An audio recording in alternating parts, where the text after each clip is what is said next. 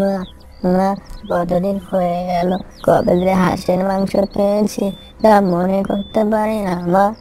আজ হাঁসের মাংস রান্না করো না মা। ওই যে আমাদের হাঁসটা দেখো, কত বড় না হয়ে গেল। কি নাদুস নাদুস দেখতে, 2 কেজি মাংস হবে। আমার যেটা মনে হলো মা, ও মা, আজ সুইসান দিয়ে জমিয়ে রান্না করো না মা। তোমার হাতে রান্নার সত্যি তুলনা হয় না মা। আমিও তো ভাবছি তোমার বাবা আজ বাড়িতে আসো, দেখি কি বলে। তুমি তো জানো তোমার বাবার খুবই প্রিয় হাঁসের মাংস। গতকালও তোমার বাবা বলছিল হাঁসটার কথা এই শীতে খেতে। আর তুমিও যখন বলছো, তাহলে তো তোমার বাবা আর না করতে পারবে না। তুমি ঠিক বলেছ মা। ও মা, বাবাকে গ্রামের মোড়ল মশাইয়ের বাড়ি থেকে একটু চুই ঝাল আনতে বলো কেমন?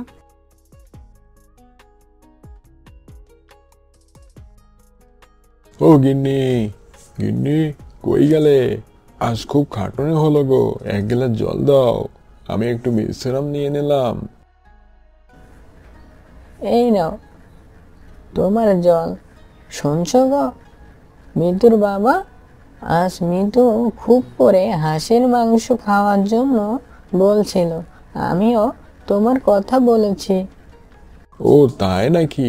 আমিও এই কদিন ধরে ভাবছিলাম এই শীতে হাঁসকে চুই ঝাল দিয়ে জমিয়ে ভোজন করা হবে, কিন্তু বউ, চুই ঝাল যে কোথা থেকে পায় সেটাই তো চিন্তায় পড়ে গেলাম। গ্রামের ওই শম্ভু বলছিল যে মোড়ল মশাইয়ের বাড়িতে নাকি চুই ঝালের চাষ আছে।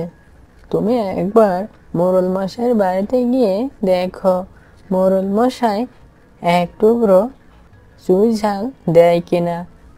তুমি ঠিক বলেছ, যাই তাহলে। মোড়ল মশাই বাড়িতে আসেন নাকি? ও মোড়ল মশাই। কে, হারু নাকি? হ্যাঁ মোড়ল মশাই, আর বলবেন না, আমার মেয়েটার খুব ইচ্ছে এই শীতে চুই ঝালের সাথে হাঁসের মাংস খাবে। তাই তো বাবু আপনার কাছে এলাম গো। ও আচ্ছা, তাই নাকি? তুই আগে বলবি না?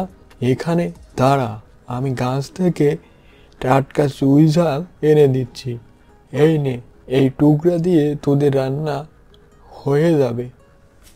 বাবু, আজ খুব বড় ইচ্ছা পূরণ করলেন, আপনার কাছে আমি ঋণী হয়ে থাকবো।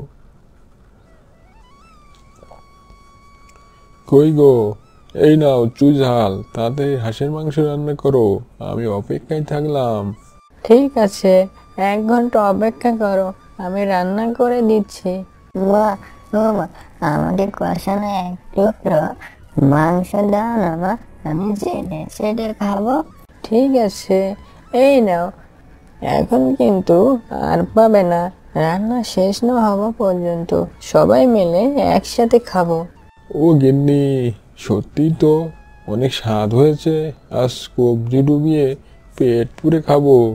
ও মিতুর বাবা, আর একটু দিলাম। না না, মিতুকে দাও, আর তুমিও খেতে বসো।